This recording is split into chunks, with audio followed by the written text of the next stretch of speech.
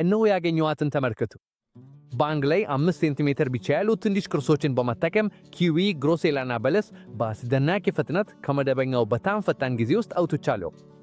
ይህ ሁሉ በእውነት አፋችሁን የሚከፍት አንድ ስርዓት በመተግበር ነው። የብራዚል የትንሽ ቅርጽ ዘዴ። ይህ በጣም ቀላል፣ በጣም ውጤታማ የሆነ ዘዴ ሲሆን ከእናንተ ማንኛውም በቤት በቀላሉ ሳይወደድ እና ገንዘብ ሳይወጣ ማድረግ ይችላል። ዛሬ እንዴት ደረጃ በደረጃ እንደሚሰራ አሳያችኋለሁ፣ ምክንያቱም በጣም ጠቃሚ ስለሆነ። የብራዚል ዘዴ የተመሰረተ በጣም ወጣት፣ በጣም ትናንሽ ቅርጾችን በመጠቀምና በፍጥነት ስር እንዲሰዱ ፍጹም በሆነ እርጥበት ማቆየት ላይ ነው። እና ከሁሉ የተሻለው ነገር ቢኖር በቤት ውስጥ በሚገኙ ቁሳቁሶች ልናደርገው እንችላለን። እንግዲህ ወደ ሥራ ከመግባታችን በፊት ምን አይነት ቁሳቁሶች እንደሚያስፈልጉን ብዙ አይደለሙም። ማንኛውም ሰው ሊያገኛቸው የሚችሉ በጣም ቀላል ነገሮች ናቸው። መጀመሪያ የምንፈልገው ትልቅ 8 ሊትር የሚያክል ቦታ ያለው ባለታር የውሃ ቦታ ነው። ይህ የኛ ፕሮፓጌተር ይሆናል። እንዲሁም ጠንካራ መቁረጫ መብረቅ ወይም ካተር በእጅ ያለውን ይጠቀሙ። አረንጓዴ አስፈላጊ ነው። የወንዝ አረንጓዴ፣ የማጣሪያ ወይም እንኳን የህንፃ አረንጓዴ ሊሆን ይችላል። ግን በጣም አስፈላጊ ሆነው በጣም ንጹህ መሆኑ ነው።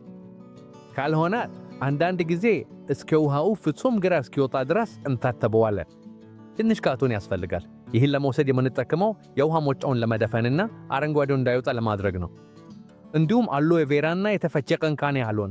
እነዚህ ሁለቱ ባህላዊ ነገሮች ናቸውና ለማንኛውም የትንሽ ቅርጽ እንዳይጠፋ እና በትክክል እንዲቀደድ በጣም ይረዳናል።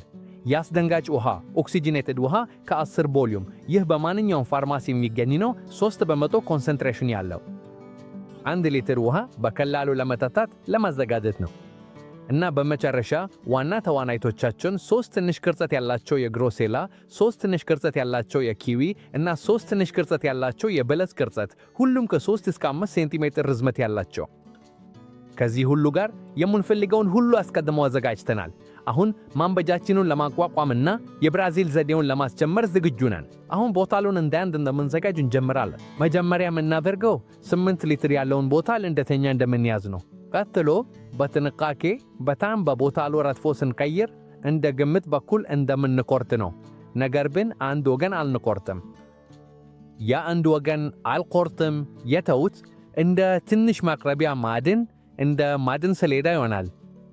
አሁን ካተር እንደ አንድ እንደምንያዝ እና ከቦታሉ ታችኛው ክፍል ጀምሮ ከፍ 2 ሴንቲሜትር እንቆጥራለን። በዚያ ቦታ ትንሽ ቀይር እንሰራለን። ያ ቀይሩ የውሃ ከፍተኛውን ደረጃ የሚያመለክተው ይሆናል። በፕሮፓጋንዳሩ ውስጥ የሚያኖረውን ውሃው ከዚያ በላይ ከተወጣ በቀላሉ ከዚያ ቀይር ይወጣል። በኋላ በዚያ ቀይር ውስጥ ትንሽ አምባባ እንጨምራለን እንደ ውሃው በቀላሉ ይወጣ ዘንድ፣ ነገር ግን አሻዋው ከፕሮፓጋንዳሩ እንዳይወጣ። አሁን አሻዋውን እንጨምራለን። በቀጥታ 7 ሴንቲሜትር ያህል አሻዋን ፈስሳለን። ይህ እንዲህ ይተካል። የመጀመሪያው 2 ሴንቲሜትር የውሃ ቅርጽ ይሆናል፣ ብዙን የውሃ መጠን የሚቆይበት ክፍል። የቀሪው 5 ሴንቲሜትር ደግሞ የላይኛው ክፍል ነው፣ እዚያ ትንሽ ቅርጽ የተተከለበትን ቦታ እንደምንደርስበት። ያ ክፍል መጀመሪያ በጭራሽ ይሆናል፣ ነገር ግን በኋላ በካፒላሪቲ ምክንያት በራሷ ይረጥቃል። ከቻንኩ በላይ 1 ሴንቲሜትር ባዶ እንዲቀር እንደምንደርስበት እንሞክራለን። እንዲሁም ማውረድ ሲጀምር ውሃው እንዳይፈስ ወይም እኛን እንዳይቀባ። ይህ አይነቱ እንዴት ስርዓቱ በካፒላሪቲ እንዲሰራ ያደርገዋል። ማለትም በታችኛው ክፍል የቀረው ውሃ በቀስታ ወደ ላይ ይወጣል። ለትንሽ ቅርጾች ምርጥ እርጥበትና ኦክሲጂን ይሰጣል፣ እንዲሁም ስር እንዳይበላ ይረዳል። እሺ፣ አሁን ትንሽ ቅርጾቹን እንዘጋጃለን። ትንሽ ቅርጾቹን ከ3 እስከ 5 ሴንቲሜትር ርዝመት በአንዳንድ ቅንጣት እንደሚቻል እንቆርጣለን። 3 የግሮሴላ፣ 3 የኪዊ እና 3 የበለስ ቅርጾችን እንቆርጣለን። እነዚህን ካገኘን በኋላ በጥሩ ሁኔታ ማዘጋጀታቸው እጅግ አስፈላጊ ነው፣ ምክንያቱም በትንሽ ማቅረቢያችን ውስጥ እጅግ ከፍተኛ እርጥበት እንደሚኖረው ስለሆነ የፈንገስ ችግር እንዳይፈጠር መከላከል አስፈላጊ ነው። እርጥበቱ ከፍ ሲሆን ከቅድመ እርምጃ ካልወሰድን ተለያዩ ተዋላጅ በሽታዎች ሊታዩ ይችላሉ። ስለዚህ ከመተከል በፊት በተፈጥሮ የሚሆን የከላከል መድኃኒት እንሰቃቸዋለን። መጀመሪያ የቆረጠነውን ክፍል በአሎዌ ቬራ እንረግፋለን። በታችኛውና በላይኛው ክፍል ሁሉም ይሆናል። አሎዌ ቬራ በጣም አስደናቂ ነው፣ ምክንያቱም የቆሻሻውን አካፋይ ከማጎልበት በተጨማሪ ስሩን እንዲያበቃ ያነሳሳል። በተፈጥሮ የሚገኙ ሆርሞኖች አሉና ይህም ቆሻሻው በጥሩ ሁኔታ እንዲያስጀምር ብዙ ያግዛል። ከዚያ በኋላ በቆሻሻው የቆረጥነውን ክፍል ላይ የተፈጥሮ የቆዳ እንዲሆን የተዘጋጀ የቀመም ዱቄት እንቀብላለን። ቀመም በተፈጥሮ የሚሆን የፈንገስ መከላከያ ነው። ፈንገሶችና መበላሸትን ይከላከላል። ስለዚህ በቆሻሻው ላይ ያሉትን ትንሽ ቁስሎች በቀለም መሸፈን እጅግ አስፈላጊ ነው። ከዚህ በኋላ ትንሽ ቆሻሻዎቹ ለመተከል በሙሉ ዝግጁ ናቸው። እነሱን ለመትከል ቀዳዳዎች ወይም ስንጥቆችን ማድረግ አያስፈልግም። በቀላሉ እያንዳንዱን ትንሽ ቆሻሻ ይዘን ቀጥ ብሎ ወደ ታች ወደ 2 ወይም 3 ሴንቲሜትር በአሸዋ ውስጥ እናስገባዋለን። በጣም ቀላል ነው። እምቡጡ ሁልጊዜ እርታይ። የትኛው እንደሆነ ለማወቅ እናደራጃቸዋለን። አሁን ውሃ ማጣጣቱን እናዘጋጃለን። በ1 ሊትር ውሃ ውስጥ 1 የሻይ ማንኪያ 10 ቮሊዩም ያለው ሃይድሮጅን ፔሮክሳይድ እንጨምራለን። ይህም 3% ነው።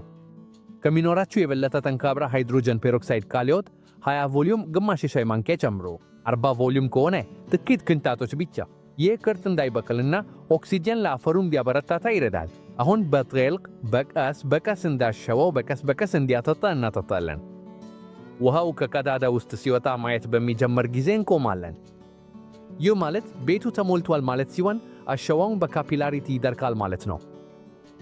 አሁን ግን በጣም አስፈላጊ ነገር ይመጣል። እኛ የምናያዝበት ቦታ። ይህ ፕሮፓጋንዳሩ በቀጭኑ ብርሃን ያለበት ቦታ ላይ መሆን አለበት። ይህ ማለት ቀጥታ ፀሐይ አይደለም፣ ምክንያቱም በጣም ትኩሳት ስትበዛ ቅርጾቹን ሊጎዳ ይችላል። አሁን ሁሉንም ንጹህና ከበክሎች ነፃ እንዲቆይ በሚረዳ ተፈጥሯዊ መከላከያ እንዘጋጃለን። በ1 ሊትር ውሃ ውስጥ አንድ ትንሽ ካንዴላ እናቀላቅላለን። በጥሩ እናቀላቅላለን። በቀጭኑ ቀለበት እንታጠበዋለን። በቀጭኑ ወደ ማተኛ ማሳጠቢያ እናስቆምታለን። ይህ ዝግጅት ከበክሎት ለመከላከል እጅግ ደህና ነውና በቻናሉም በጣም የሚመከር ነው። በተሻለ ሁኔታ ከ3 እስከ 4 ቀን በኩል ማስተካከላለን። እንዲህ በማድረግ ከበክሎች ጋር ችግር ማግኘት በጣም አስቸጋሪ ይሆናል። እሺ አሁን 6 ሳምንታት አልፈዋልና ይህን ተመልከቱ። እነዚህ የግሮሴላ፣ ኪዊ እና እንጉዳይ ትንሽ ቅርጾች ምን ያህል ውብ ስሮች እንደወጡ ተመልከቱ። በእውነት ይህ የብራዚል ዘዴ በአስቸጋሪ 5 ሴንቲሜትር ያህል ትንሽ ቁራጮች ላይ እንኳን እንዴት እንደሚሰራ ማየት አስደናቂ ነው። ውጤቱንም ተመልከቱ። ለእኔ የሚያስደንቀኝ ነገር የሚሰራው እንዴት እንደሚሆን ያንዳንዱ ጊዜ ይበልጣል። እኔም አንድ አስፈላጊ ነገር እንዲያውቅ እፈልጋለሁ። በሚቻልበት ጊዜ በሚከንስ ጨረቃ ላይ ቢደረግ ይበልጥ ይሻላል። በዚያ ወቅት ሳቢያው ወደ ስሮች አካባቢ ይወርዳልና ቅርጾቹም በቀላሉ ሊያጠቁ ይችላሉ።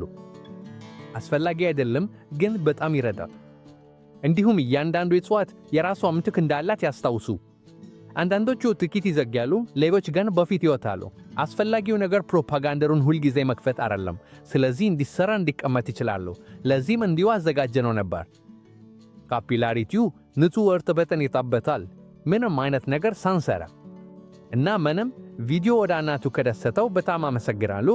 ላይክ እንድልቱ ለሚጠቅመው ሰው እንዲካፈሉትና በተለይ ይህን ስርዓት ለመሞከር እንደምትፈልጉና በሚቀጥሉት ቪዲዮዎች ከዚህ በላይ ከምንችለው እጽዋት ጋር እንዲሞክሩ አስተያየት ትቀርቡልኝ በጣም ደስ ይላል። ትልቅ እጅ ይቀበላችኋለሁ።